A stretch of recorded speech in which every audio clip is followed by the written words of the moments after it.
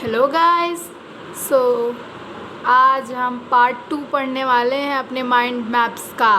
ठीक है, जिसमें हमारा पॉइंट क्या है, मतलब टॉपिक क्या है, क्वाड्रेटिक इक्वेशन। और जो हम मेरा है, मतलब जो मेरे को इस चैप्टर में डिस्कस करना है आपसे, वो है सॉल्यूशन ऑफ क्वाड्रेटिक इक्वेशन। मतलब यही है मेन जो मैंने आपसे अब भी एकदम डीपली में डिस्कस कर लेना है। ठीक है, तो बारी बारी से सब समझेंगे। पहले हम ये देखते हैं कि एक्चुअली क्वाड्रेटिक इक्वेशन होता क्या है, मीनिंग देखते हैं उसकी। क्या देखते हैं? मीनिंग। पहले नंबर पे मीनिंग को रखते हैं। ठीक है, तो मीनिंग में क्या होगा लिख के बता देते हैं। Equation of degree 2 in 1 variable. मतलब समझ में आया मैंने क्या बताया? अभी आ जाएगा जब मैं आपको इक्वेशन के साथ बताऊंगी। ये है क्वाड्रेटिक इक्वेशन। बोलेगा एग्ज़ाम में कि स्टैंडर्ड क्वाड्रेटिक इक्वेशन लिखो, तो आप यही लिखोगे। ठीक है, स्टैंडर्ड क्वाड्रेटिक इक्वेशन में आप यही लिखोगे। ठीक है, ये क्या बोला है? इक्वेशन, ऐसा इक्वेशन जिसमें हाईएस्ट डिग्री का मतलब ही होता है हाईएस्ट पावर। ठीक है, डिग्री का मतलब ही आपका होता है हाईएस्ट पावर। हाईएस्ट पावर क्या हो? 2 हो। ठीक है, तो मीनिंग तो यही होगी। ठीक है, इक्वेशन ये है और इक्वेशन तो ये है और इसका जो डिग्री है वो 2 है।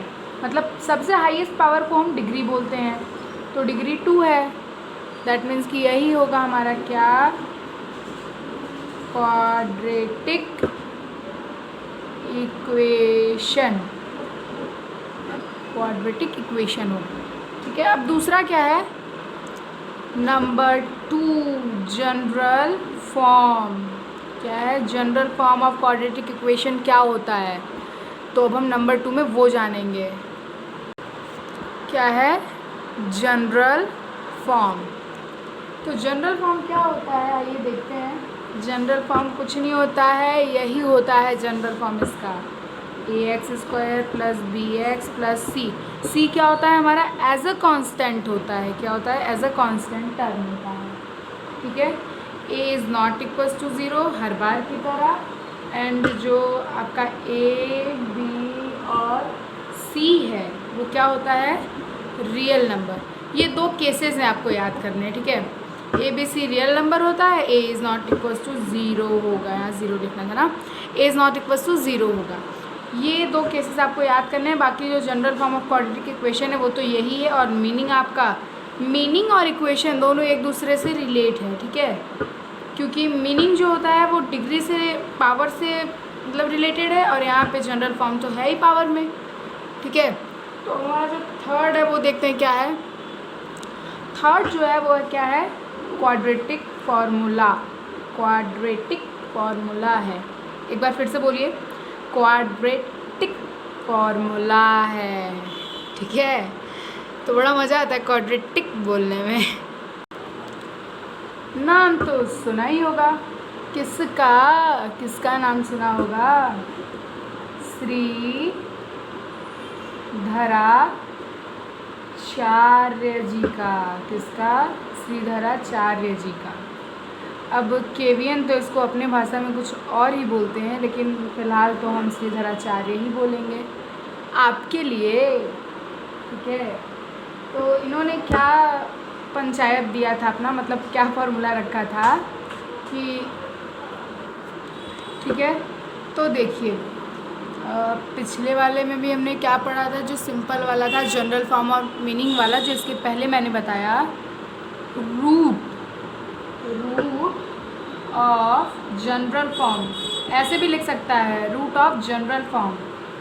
ठीक, are given by -b ± √b²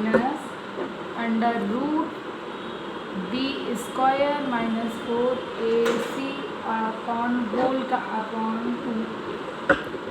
अब आप सोच रहे होंगे ये इतना बड़ा सा क्या है। कुछ लोग मतलब अभी श्रीधराचार्य जी से अवगत नहीं थे, तो उनके लिए हम बता दें कि अगर इस इक्वेशन को सॉल्व करने में सिंपल आपका नंबर 2 या 4 नहीं आता है, या आता भी है तो बहुत दिमाग लगाने पे, तो आप श्रीधराचार्य से सॉल्व करेंगे। मैं आपको अभी इस पे एक एग्ज़ाम्पल भी बताऊंगी, ठीक है, लेकिन पूरा माइंड मैप आपका कंप्लीट कराने के बाद। तो यहाँ एक लंबी सी लाइन खींचते हैं और लिखते हैं क्या, पेंडिंग। इसका जो एग्ज़ाम्पल मैं दूंगी वो लास्ट में दूंगी, ठीक है। तो अब थर्ड क्या है वो देखते हैं, सॉरी फोर्थ क्या है वो देखते हैं। फोर्थ क्या है, nature of root.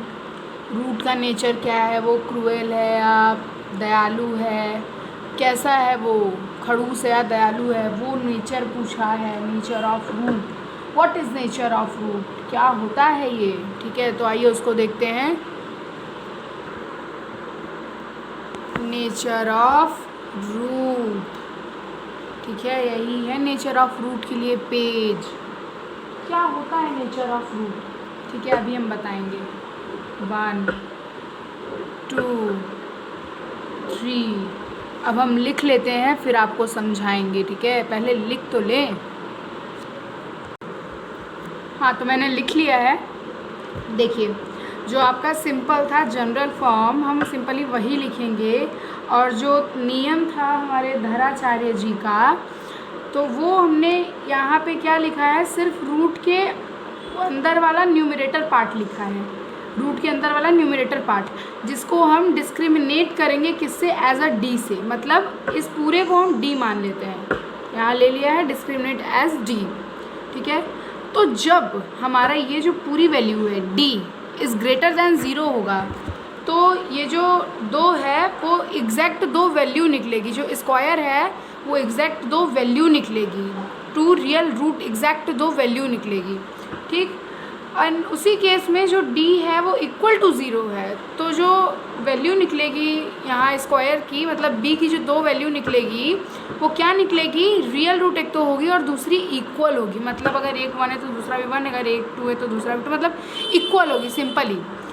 When last जो है आपका, व्हेन 0 बड़ा होगा और d छोटा होगा, मतलब 0.5 0.6 ऐसे होगा, तो नो रियल रूट होगा, ठीक है। कोई भी वैल्यू नहीं निकलेगी, आप करके देख लीजिएगा, ठीक है। और ना समझ में आए तो कमेंट करिएगा, मैं नेक्स्ट पार्ट में इसको आपको दूंगी, ठीक है। अब जो आपका लास्ट है फिफ्थ, इंटरेस्टिंग है, और मेरे हिसाब से जब मैंने फर्स्ट टाइम उसको पढ़ा था तो इजी था, तो आपके लिए भी आई होप कि इजी हो, मैं इजी बना सकूं आपके लिए। तो देखते हैं फिफ्थ क्या है। जो लास्ट है वो फिफ्थ है, क्या है, solution of a quadratic equation. इसमें 2 चीज़ें आती हैं। कौन सी 2 चीज़ें आती हैं,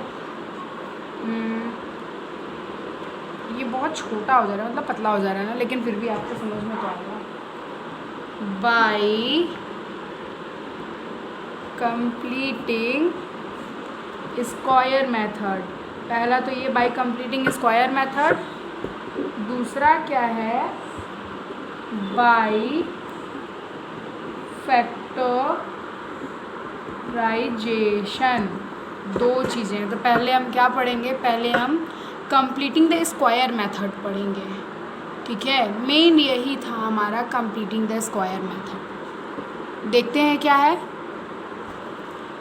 bye completing the square method. हम मेथड लिखना तो भूल ही गए थे, bye completing the square method, ठीक है। एक एग्जांपल लेते हैं,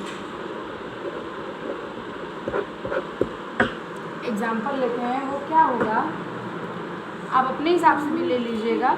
मैं आपसे लास्ट में एक क्वेश्चन सेट शेयर कर दूंगी,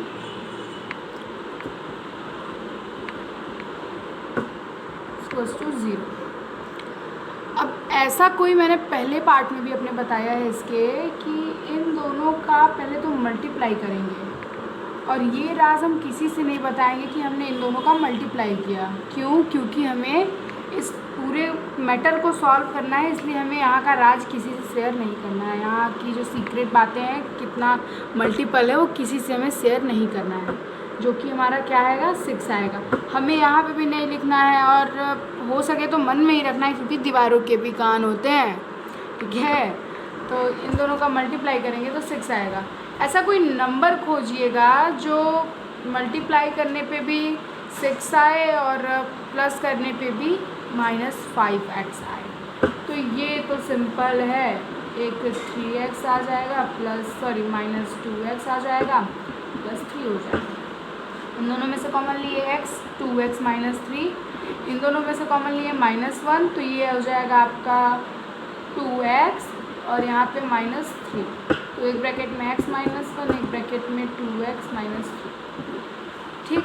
एक x की वैल्यू 1 आ जाएगी और दूसरे x की वैल्यू क्या आ जाएगी, दूसरे x की वैल्यू 3/2 आ जाएगी।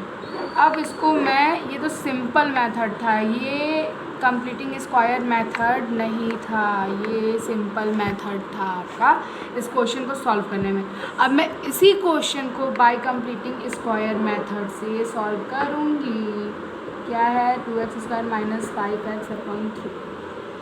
अगर हम बोले कि मेरा मन नहीं कर रहा है इसको इससे मल्टीप्लाई करने का और कैसे भी करके इसको यहाँ से हटा देना है, मेरे को मन नहीं कर रहा है इसको इससे मल्टीप्लाई करने का, हटाना है, तो क्या करते हैं सभी को 2 से डिवाइड दे देते हैं। कोई मतलब, क्योंकि एलसीएम लेने पे भी वही आएगा, सभी को 2 से डिवाइड दे देते हैं। यहाँ 2 से 2 कट गया, x² -5x/2 + 3/2 ये आ गया। अब आप सोच रहे होगे कि क्या है इतना हार्ड सा इसने दे दिया है, यही सिंपल था। हाँ, तो अगर बोलेगा कि बाय कंप्लीटिंग मतलब सिंपली अगर इसको सॉल्व करने को सर ने बोल दिया तो ये तो 2 नंबर का हो जाएगा या 1 नंबर में भी दे देंगे। बट अगर वो बोले कि bye completing the square method तो वो 3 नंबर से नीचे का क्वेश्चन नहीं आएगा, जो कि हमें पूरा 3 नंबर ऐसे ले लेना है सर से, ऐसे करके ऐसे ले लेना है कि सर हमें मेरा पूरा 3 नंबर चाहिए, पूरा 3 नंबर चाहिए। तो हमें इसको सॉल्व करना सीखना पड़ेगा इसके लिए। तो कैसे होगा ये सॉल्व, कैसे होगा, सोचिए। तो देखिए इसका एक तरीका है यहाँ पे करने का, x -5/4x² -5/4 का होल स्क्वायर, ठीक, +3/2 = 0। देखिए यहाँ पे ये मैंने इसलिए करा क्योंकि वो दिमाग लगाना पड़ेगा, वो आपके ऊपर डिपेंड है कि आप इसको कैसे करोगे। यहाँ पे हम प्लस भी कर सकते थे लेकिन हमने नहीं किया क्योंकि यहाँ माइनस था और हमें माइनस से ही आंसर ले आना है अपना, ठीक। अब हम अपना ब्रैकेट ओपन करते हैं, देखते हैं क्या था ब्रैकेट ओपन करने के बाद, ठीक। तो x -5/4 ऐसे ही रहने देते हैं एज इट इज़। इसको खोलते हैं, -25/16 + 3/2, इन दोनों का एलसीएम लेते हैं, 16 आएगा, ठीक। और ये 25 माइनस वाला है, x -5/4 का whole square as it is रखते हैं, ये माइनस वाला है, ठीक। देन उसके बाद ये जो आपका प्लस वाला है 8 + 24 ही हो जाएगा, हो गया 24।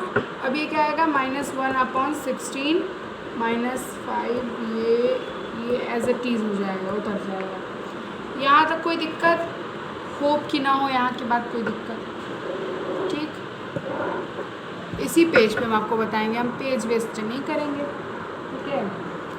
तो इसके बाद क्या कर सकते हैं वो देखते हैं, ये प्लस माइनस वाला चक्कर होगा, ठीक है। तो अब ये निगेटिव है, ठीक। तो हम जानते हैं कि x की वैल्यू नेगेटिव में आती है तो हम उसको काउंट नहीं करते हैं, इसलिए हमें क्या करना पड़ेगा, x को RHS साइड ले जाना पड़ेगा, ये हो जाएगा, ठीक। x माइनस ये हो जाएगा 1/16 √, ये होल स्क्वायर था उस साइड जाएगा तो इसका √, हो जाएगा, ठीक है। तो इसको हम क्या लिख सकते हैं 1/4 भी लिख सकते हैं कि नहीं, लिख दिया। अब इसके आगे हम क्या करेंगे वो देखते हैं, x =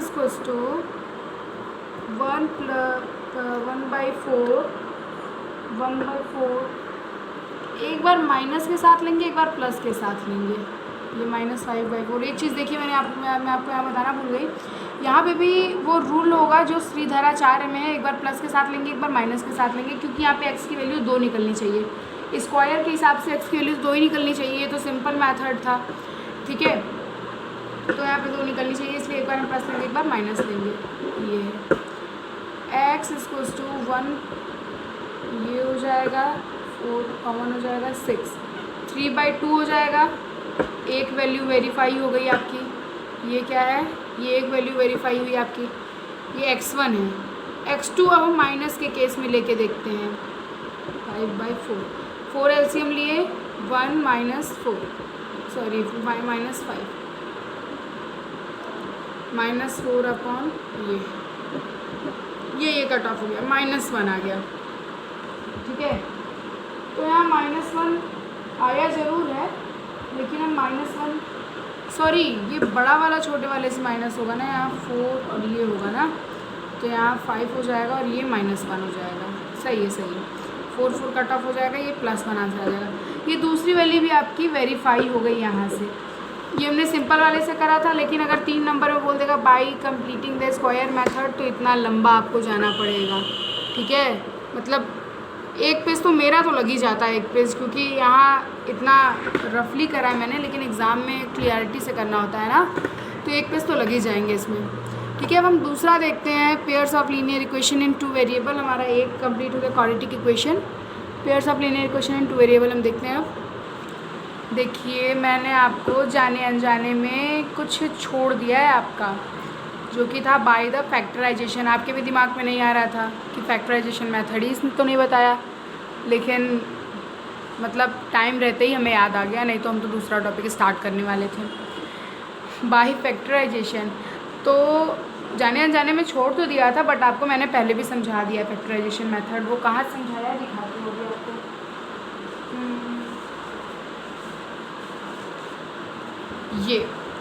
ये वाला जो मेथड था आपका, वो फैक्टराइजेशन मेथड ही था।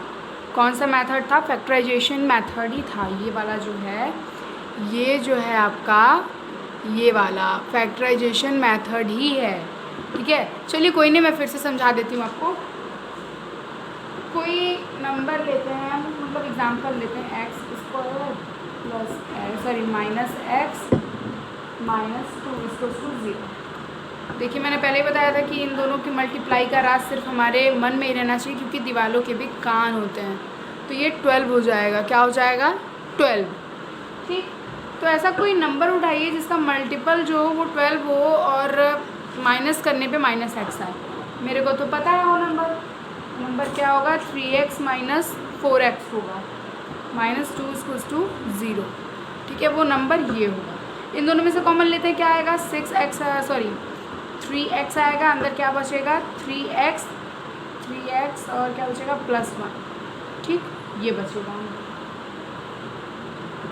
सॉरी 3x नहीं बचेगा, 2x + 1 बचेगा ना, इन दोनों को मल्टीप्लाई करने पे। और इन दोनों में से अब कॉमन लेते हैं तो -2 लेंगे, जो कि अंदर क्या बचेगा, 2x + 1 = 0। 3x - 2 एक ब्रैकेट में, 2x + 1 एक ब्रैकेट में, तो एक x की वैल्यू क्या आएगी, 2/3 आएगी x1, और x2 की वैल्यू जो आएगी, x1 की वैल्यू 3/2 आएगी, x2 की वैल्यू -1/3 आएगी, -1/2 आएगी, सॉरी 3 नहीं 2। ये तो वैल्यू x हो गई। ये सिंपल आपका फैक्टराइजेशन मेथड हो गया, जो कि बहुत ही ज़्यादा इजी है। सिर्फ आपको ये राज पहचानना है कि मल्टीपल क्या होगा, देन प्लस करने पे या माइनस करने पे ये बीच वाला आना चाहिए, मल्टीप्लाई करने पे ये आना चाहिए। ठीक है, सिर्फ इतने की प्रैक्टिस करनी है। सच में ये टॉपिक बहुत ही ज़्यादा ईजी है दोस्तों। अगर आप टॉपिक अच्छे से प्रिपेयर करते हो तो आपके एग्ज़ाम्स में 10 मार्क्स इसी चैप्टर, इन 3 चैप्टर से आपके 10 मार्क्स आ जाएंगे। ठीक है, अब जो ये नेक्स्ट है ये माइंड मैप्स, किसका है, pair of linear equation in 2 variable. तो आई थिंक हमें लगता है कि अभी इसको रहने देना चाहिए, ऐसे करके इसको ढक देना चाहिए नेक्स्ट पार्ट के लिए। ठीक है, ये मैंने झूठी आपको दिखा दिया, नेक्स्ट पार्ट के लिए इसको मैं रखूँगी।